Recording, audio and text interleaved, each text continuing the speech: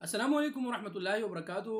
दोस्तों, आज के सऊदीनामा में 3 टॉपिक पर आप दोस्तों के साथ बात करेंगे। सबसे पहले इंतहाई अहम वीडियो है जो दोस्त कंपनियों में काम करते हैं। सबसे पहले इस टॉपिक पर बात करेंगे, अगर आपका इकामे में टाइम है और वर्क परमिट आपका एक्सपायर हो जाए तो क्या आपका ट्रांसफ़र मुमकिन है या नहीं, या आपका वर्क परमिट एक्सपायर है और इकामे में टाइम है, इन दोनों सूरतों में क्या आपका ट्रांसफ़र मुमकिन है या नहीं मुमकिन है। दो, और सबसे जो लास्ट खबर है, मस्जिद मस्जिद नबवी और काबतुल्लाह में रमज़ान मुबारक के लिए तैयारियां मुकम्मल कर ली गई है, इस पर भी बात करेंगे। आते हैं अपने सबसे पहले टॉपिक के तरफ।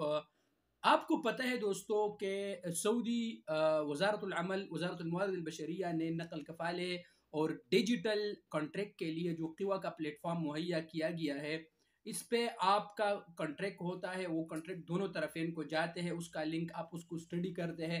उसके बाद जब आप उसको एक्सेप्ट करते हैं तभी आपका ट्रांसफ़र वो होता है।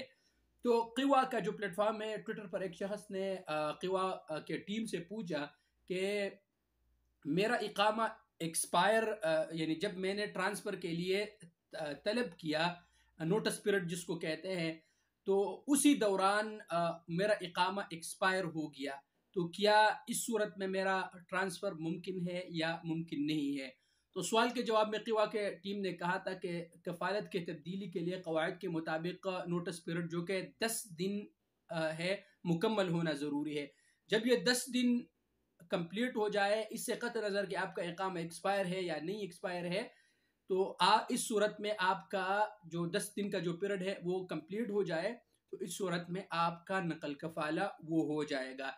इसी तरह अगर आपका वर्क परमिट इसी दौरान एक्सपायर हो जाए और इकामे में टाइम है, तो इस दोनों सूरतों में आपका ट्रांसफ़र हो जाएगा, कोई भी ऐसी बात नहीं है।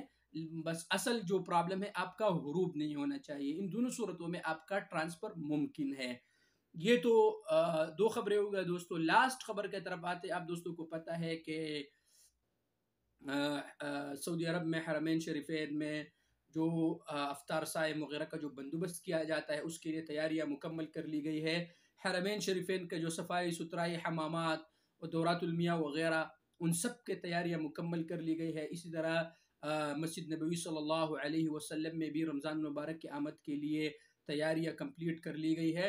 अल्लाह तबारक व तआला से उम्मीद है कि अल्लाह तबारक व तआला हमें रमज़ान मुबारक में नेक अमाल के तौफ़ीक़ अता फ़रमाए, रमज़ान मुबारक में उम्रे की सआदत नसीब फ़रमाए, और तमाम मुसलमानों को अल्लाह ताला तौफ़ीक़ दे कि हरमैन शरीफैन की ज़ियारत करें और रमज़ान मुबारक के रोज़े रखें। तो ये थी आज के कुछ अहम न्यूज़ जो आप दोस्तों के साथ शेयर किया। उम्मीद है कि आप दोस्तों को वीडियो पसंद आया होगा। अगर आप दोस्तों को वीडियो पसंद है तो यूट्यूब चैनल को ज़रूर सब्सक्राइब कर लें और वीडियो को ज़रूर दोस्तों के साथ शेयर कीजिए, और हाँ यार, वीडियो को भी ज़रूर लाइक कीजिए।